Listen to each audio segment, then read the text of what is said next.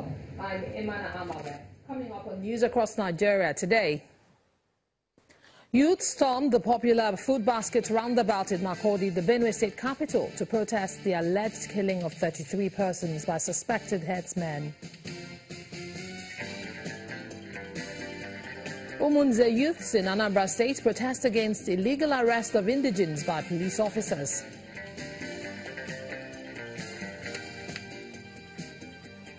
And Governor Ibikunle Amosun of Ogun State promises improved welfare for civil servants.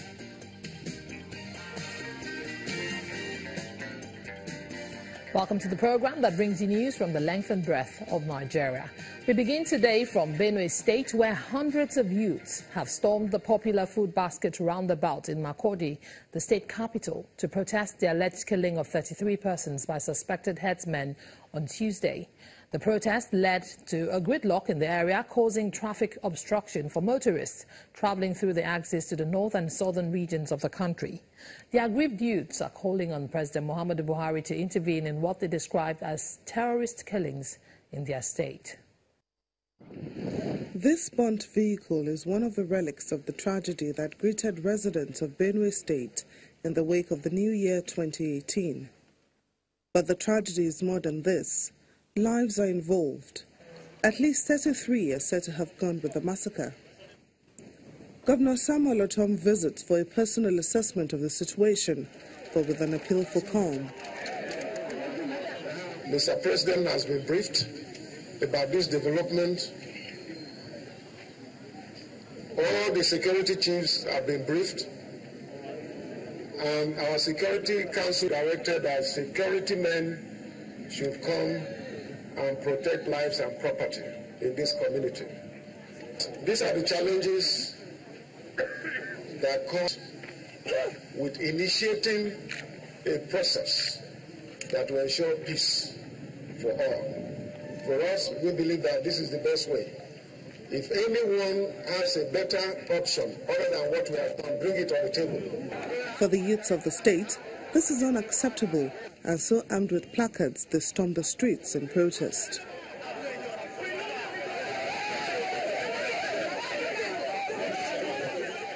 The arrival of this vehicle carrying more dead bodies further raised their tears.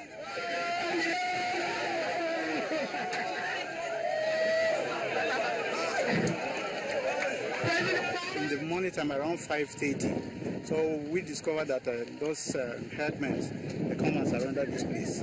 And before we know, they started shooting people. So we don't even know what happened. And we don't even know the reason. Now they killed about 8 security men there, which is a laughter guard. They killed 8 and the other follow me, but even my younger brother followed me. While he promises to get to the root of the matter, Governor Otom adds that there is no going back on the anti-grazing bill. In their numbers, youths of Umunze community in Orumba South local government area of Anambra State are worried over a harassment and unlawful arrest of indigents by the state police command. The youths also protest against inadequate power supply to the area by the power distribution company, which they say has brought underdevelopment to the area.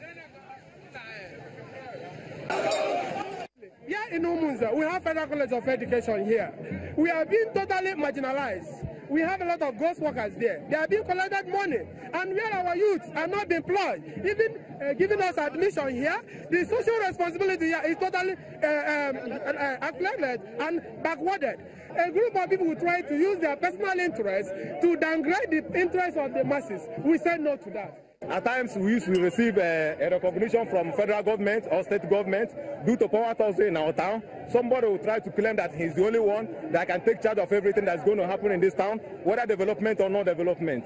So, and we don't want such power also again to continue in this land. So we want it in such a situation whereby if there is anything come from government to our town, then we the youth or the whole town can decide on whom to go there and represent us. Not somebody claiming that he will be the one to bring out somebody that will represent us, whether good or bad. Well, little did the residents of Numan in Sanga, local government area of Kaduna State, know that the new year would come with the loss of their traditional ruler and his wife. That was on the 1st of January.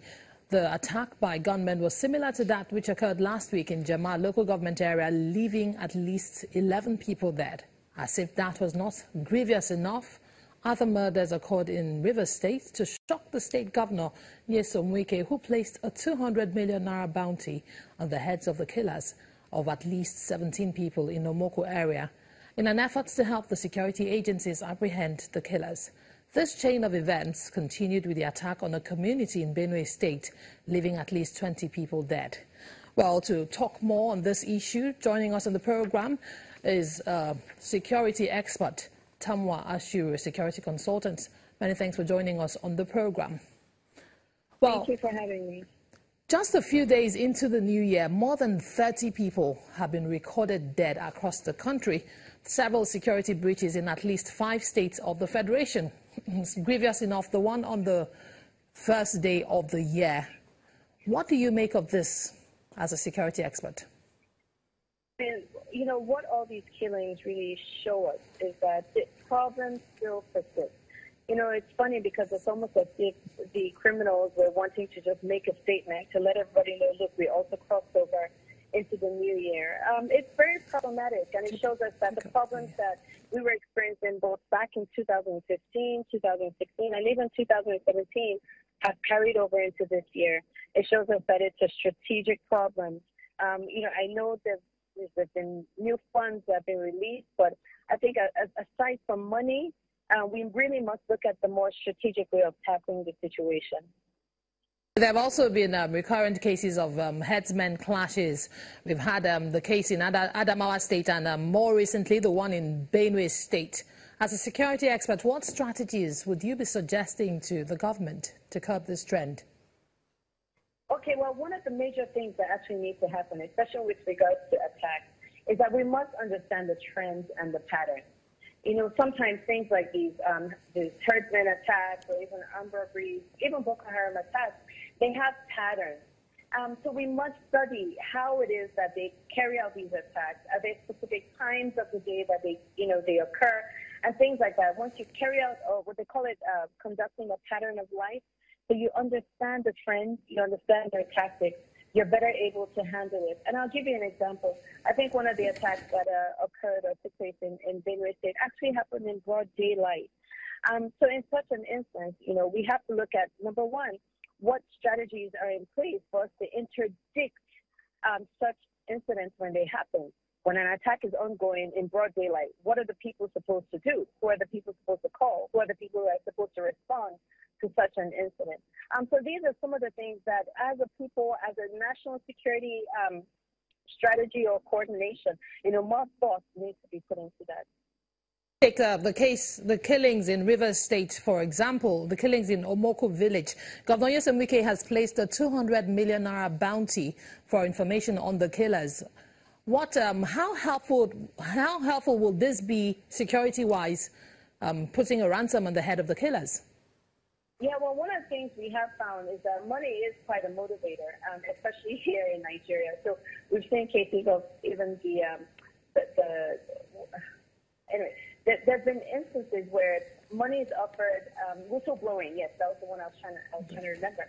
And so it motivates people to come forward. Now, in this particular case in Rivers, what struck me the most is the fact that right after the incident happened, they all went to the house of a known militant or kingpin. He's a known guy in the area. And all along, I'm thinking to myself, why didn't you earmark 200 million to actually find out who these people are ahead of time and bring them to justice, neutralize them before the incident actually turned into something that led into loss of lives? So a lot of this as well is just we're too reactive in this country. You know, putting a 200 million naira bounty is just way too reactive at this point. Okay. And besides, such a huge amount of money should be used towards other things. Okay. All right. Tanwa, in other words, you're saying we should, the government should adopt more preventive measures than reactive measures. Absolutely. Preventive measures and also responsive measures. So, for instance, when an incident is taking place, do the people know who they should contact?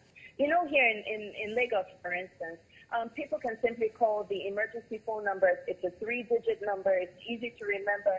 And because we have things like the Rapid Response Squad, RRS, and all these other different police units that respond as quickly as possible. But that is lacking in some of the more rural areas of Nigeria. So imagine if in Rivers, for instance, they had such a thing in structure, and then the people could immediately call a response emergency number, and they can get interdiction at the time that the incident is taking place, not after the fact coming out to say we're going to put a bounty on the head of the person who perpetrated the attack. How about we conduct? All right, thank you very much, Tanwa Ashiru, security consultant, for joining us on the program. Well, coming up on the program after this timeout, Enugu State government embarks on construction of roads in Nsukka. That's in a moment.